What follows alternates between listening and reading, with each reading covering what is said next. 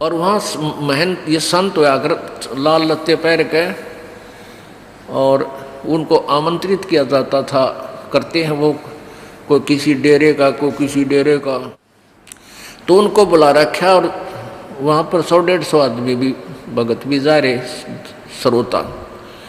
तो उनमें से एक जो है ना, पहले तो संस्कृत बोला है और फिर वचन करे, तो सारे के सारे जो श्रोता थे वो जो कहने लगे वह महात्मा ते यो पड़ा है। तो वो क्या करे, वो क्या कह रहा था कि भाई ये दुख और सुख तो मन मानने के होते हैं, मान ले तो सुख है, नहीं तो मान ले तो दुख है। और इसलिए दुख क्यों होता है कि हम अपने आप को एक जीव समझते हैं, हम अपने आप को शरीर मान रहे हैं, और इसलिए हम शरीर को कोई दुख होता है तो हम दुखी हो जाते हैं। हमने मान लेना चाहिए कि हम शरीर नहीं है, क्योंकि हम तो आत्मा है, आत्मा को कोई कष्ट नहीं होता, ये तो अजर अमर है, सुख दुख से नहीं है। ये बोले श्रद्धालुओं ने तो भाई कोई कम में कह दे भाई अच्छी लगे भगवान की चर्चा, तो उसकी तरफ वो जो बोला, जब सारे ताड़ी पीटे, तो दूसरे जो और 5-4 वक्ता रहे थे वह फ्यूज हो गए उसके आगे। अब जैसे एक रात को सत्संग करते थे, प्रथम रात्रि न करा, तो दूसरी रात्रि ने भी उसका नंबर आया, तो सारे चौकस हो गए सुनने के लिए। तो क्या कह रहा है कि भाई दुख तो शरीर को होता है, यहाँ आते हैं महाराज मुझे ये कष्ट हो गया, महाराज मुझे ये पीड़ा है, मुझे बड़ी हंसी आती है, ये लोग कैसे मूर्ख बने हुए हैं, ये आत्म तत्व से परिचित नहीं है। मैं एक बार चला जा रहा था, एक व्यक्ति बैठा बैठा रो रहा था, उसके पैर में पीड़ा थी, घुटने में पीड़ा थी। मैंने उसको ज्ञान दिया कि तू तो आत्मा है। अरे आत्मा को पीड़ा थोड़ी है, तो शरीर के है, तो शरीर को पीड़ा है, तू अपने आप को आत्मा समझ, तुझे कोई पीड़ा नहीं होगी। उसको कोई पीड़ा नहीं रही और वो खुद सुख हो गया। आत्म तत्व। अब तीसरे दिन, दूसरी रात को, अगले तीसरे दिन तो भोग लग जाता था।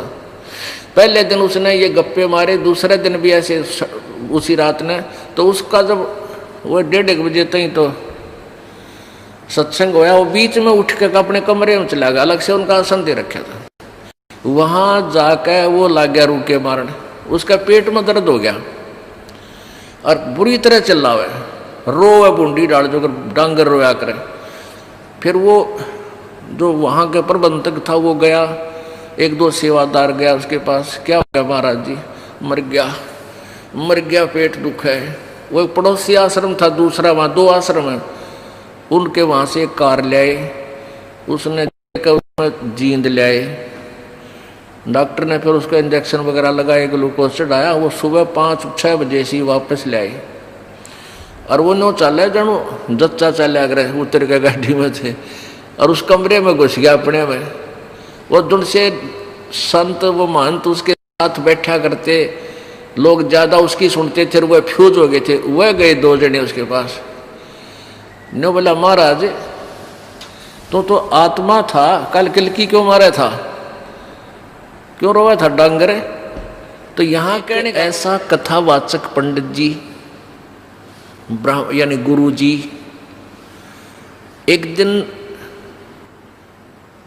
एक उसके साथ उसका साथी शहर जा रहे थे। वो पंडित जी प्रतिदिन एक कथा करया करता, नित्य पाठ करता था रामायण का। उस दिन उसने सोचा कि आज यदि रामायण का पाठ करूंगा तो लेट हो जाऊंगा, 4-5 किलोमीटर पैदल चल के ट्रेन पकड़नी है स्टेशन से। तो वो उसका साथी और वो दोनों ही चल पड़े। उसने सोचा ट्रेन में बैठ के 1 घंटे 1.5 का रास्ता है, ट्रेन में बैठ के वहां अपनी नित नियम कर लूंगा। तो उन्होंने जाते टिकट ली, आते गाड़ी आ गई, उस कंपार्टमेंट में चढ़ गए, डब्बे में चढ़ गए। अब ब्राह्मण वेशभूषा थी, लाल अंगोछा ले रहे थे, तो उसे ब्राह्मण समझा जाता ये विद्वान पुरुष है। तो जब गाड़ी थोड़ी सी गति पकड़ चुकी तो उस ब्राह्मण ने कहा, गुरु ने कहा कि भाई जो सीट पर बैठे थे उन्हें सीट मिली को ना, डिब्बा खचाखच भरा था। उस ब्राह्मण ने कहा सीट पर विराजमान यात्रियों से कि कृपा आप सीट छोड़ दीजिए। वो कहने लगे क्या आप रोगी हो कि नहीं, तो क्या करोगे कि मैं कुछ पाठ करता हूँ रामायण का, आज मैं जल्दी का मारा नहीं कर पाया घर पे, यहाँ बैठ के अपना भगवान का कुछ कथा पढ़ लूँगा। तो उन्होंने खाली कर दी एक पूरी सीट कि आप कथा कर, अपना नित्यनेम भी करो और हमें भी सुनाओ, कोई कथा हमें भी सुनाओ, हमारा भी टाइम पास हो जाएगा और भगवान की कथा सुन लेंगे। बड़ा सौभाग्य हुआ आप हमारे को कथावाचक मिल गए। अब पंडित जी ला गया सुनान। उस दिन क्या प्रकरण चल रहा था कि भाई हो तो ऐसा। देखो भरत ने अपने भाई की खड़ाओं को गद्दी पर रख दिया, रामचंद्र की खड़ाओं को, और राज्य नहीं किया। स्वयं जमीन को 6 इंच नीचे खोद कर वहां बिस्तर लगा लिया। और जब रामचंद्र जी वापस आए उनका राज सहर्ष लौटा दिया। भाई हो तो ऐसा, भाई हो तो ऐसा। अब जो सुने थे कथा उन्होंने ताड़ी पीटी कि वाह ब्राह्मण, वाह पंडित जी, तोड़ पाड़ दिया, वाह बड़ी बढ़िया कथा सुनाई। वहां एक व्यक्ति बैठा था, उसी ट्रेन में एक यात्री था, उसको खोज थी एक कथावाचक की। और अगले दिन ही उसने कथा निर्धारित का समय रखा हुआ था और आसपास सभी को आमंत्रित किया हुआ था। और जिससे उसने कथा करानी थी वो कितना दूर चला गया लालची। अब वो किसी और की तलाश में था। उस व्यक्ति ने उस ब्राह्मण से कहा कि पंडित जी आप हमारे गांव चलो, हमने ऐसे एक पाठ का दिन निश्चित कर रखा है और आप हमारे यहाँ कथा कर दो, कल से शुरू करनी पड़ेगी। तो कहने लगा नहीं कल नहीं चल सकता, मैं कल नहीं चल सकता, मुझे समय नहीं। और भी कहने लगे यात्री के महाराज जी आपका तो रोज का काम यही है, इनका आंट लाग रही है और आप कर दो। सब कहने लगे नहीं मैं नहीं करूँ। तो वो कहने लगे जी सा कोई खास काम हो तो हम कर देंगे आपके काम को, आप इनका कथा कराओ। नहीं ये काम तुम्हारे से नहीं होगा, मेरे से होगा। अब उन यात्रियों ने काफ़ी जब कहा, उसने तो ना बताई कि ये बीमारी है।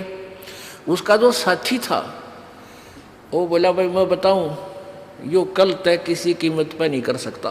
क्यों नहीं कर सकता कि इसने अपने छोटे भाई पर मुकदमा कर रखा है, एक कुर्डी के खड्डे के ऊपर इनका बंटवारे का रोला है और मैं इसका गवाह हूँ भाई। और कल कोर्ट में तारीख से अरे थारा नाश जाइयो।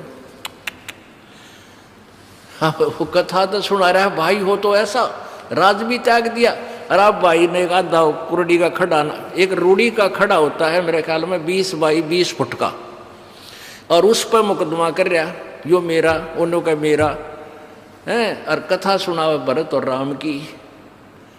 इसके लिए बताते हैं कबीर परमेश्वर जी कहते हैं भाई करनी तज कथनी कथ, ये अज्ञानी दिन रात, और कुकर जो भौकत फिर ये सुनी सुनाई बात। कहते कुत्ते की तरह भौंकते फिर ये सुनी सुनाई कथाओं को, और करनी है नहीं, अनुसरण है नहीं, और कथते फिरते हैं ज्ञान सुनावे दुनिया ने आप असर को ना। कहते पंडित और मसालची दोनों सूझे ना, औरों को करे चांद ना रहे, आप अंधेरे में। बोलो सतगुरुदेव।